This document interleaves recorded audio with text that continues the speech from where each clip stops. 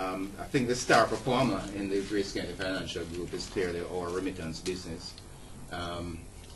That business recorded, as you will see from the financials, increased profits of 22.7% in a very difficult market. You will recall that the national remittance figures declined by 11% year over year. But in our business, we built market share, and that was as a result of aggressive marketing in the same territories as well as Jamaica. In fact, I should share with you that in the Western Union network, that the US to Jamaica channel actually won the President's Award for the best performing channel last year, and that was due to the really great teamwork by the Western Union team as well as the GraceKennedy remittance team here in Jamaica. So we built market share. We improved profitability. The profitability too was as a result of excellent teamwork with cost reduction. It's an interesting point to note that our utility bills, although rates are going up, actually declined. Our utility expenses in that business declined by 12% last year, because the staff just said, you know what, we're going to do everything possible to reduce our water bills, our telephone, our electricity by just reducing consumption.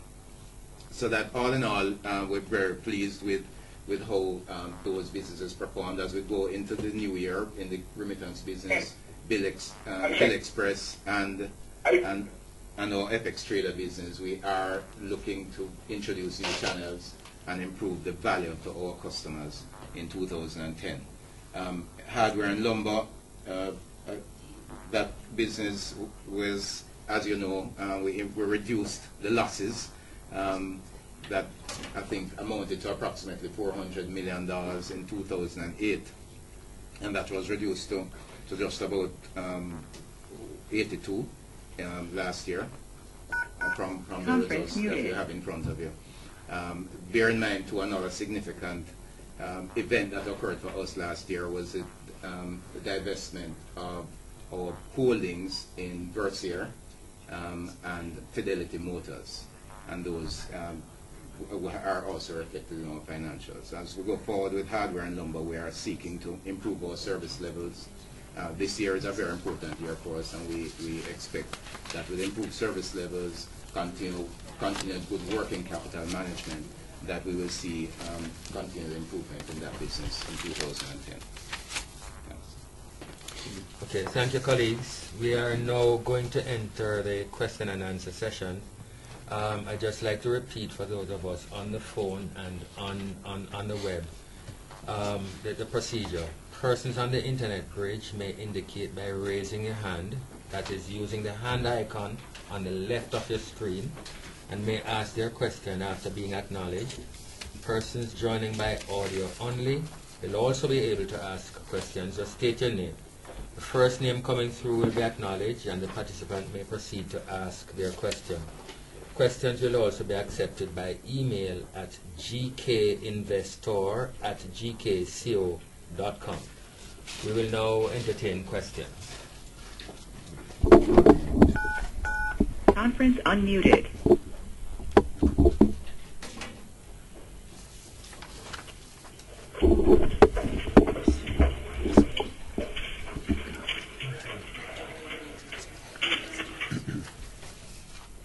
Okay, while we are waiting on questions, there's a question that has just come in about what are the internal controls within the GraceKennedy Group in the light of recent events. Let me share this with you, that we have strengthened considerably internal controls and risk management within the GraceKennedy Group over the last few months. First of all, in First Global Bank, the irregularities that took place there, we have ceased trading in U.S. Treasuries, so therefore that risk was eliminated. In addition to that, there were major changes made in the senior management of the bank, and we now move forward with a new team which is headed by Courtney Campbell. In addition to that, we have strengthened risk management and internal controls with the help of a company which specializes in this field called Protivity. Protivity is an international firm with over 3,000 employees operating in 16 countries. They are here working with us. It's an 8-month project.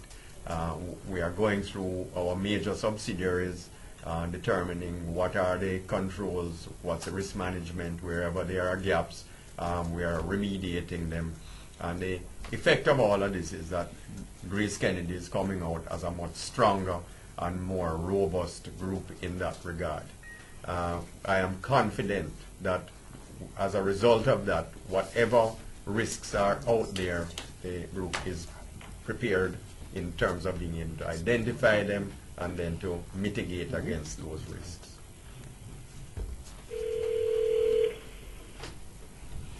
Okay, any questions from our friends online, on the phone, on the internet?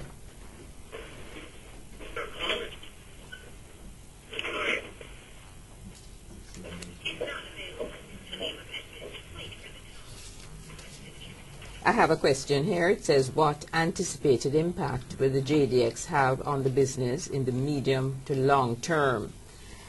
As mentioned, we do not expect this JDX to have any adverse impact on our business.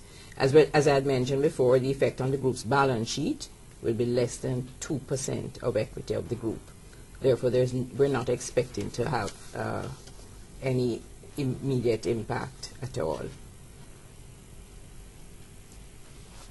If I can just add, in a wider context on the Jamaica Debt Exchange, the board of GraceKennedy considered this matter, and the board had a choice. The choice is to accept the Jamaica Debt Exchange program or not to accept it. The board felt it was in the best interest of the shareholders to accept the exchange program.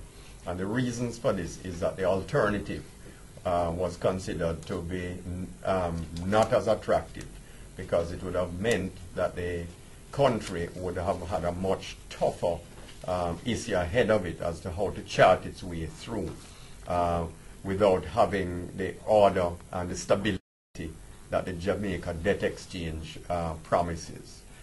So therefore, it's not only in the best interest of the shareholders, but also of the wider society.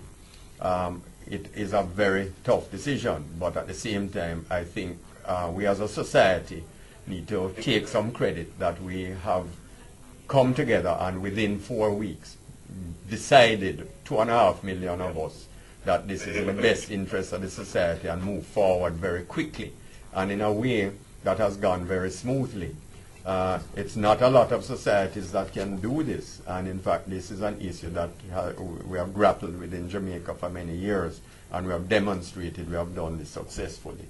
What we now need to address our attention to is what other issues need social collaboration and cohesion to make these tough decisions so that Jamaica will come through strongly.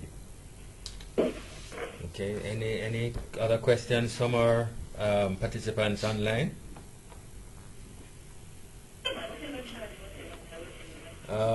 There's one other question coming in. Based on challenges in the building industry, what are the plans to ensure H&L's competitiveness?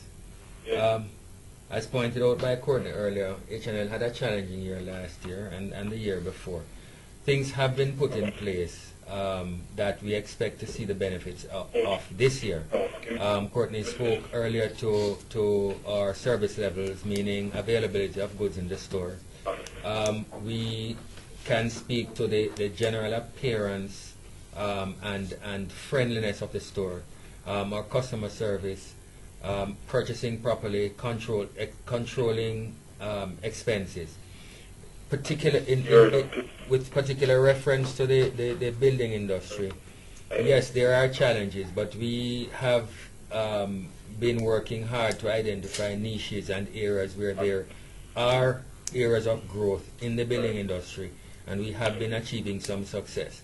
And we actually expect H&L to do much better this year than it did in the last 2 years.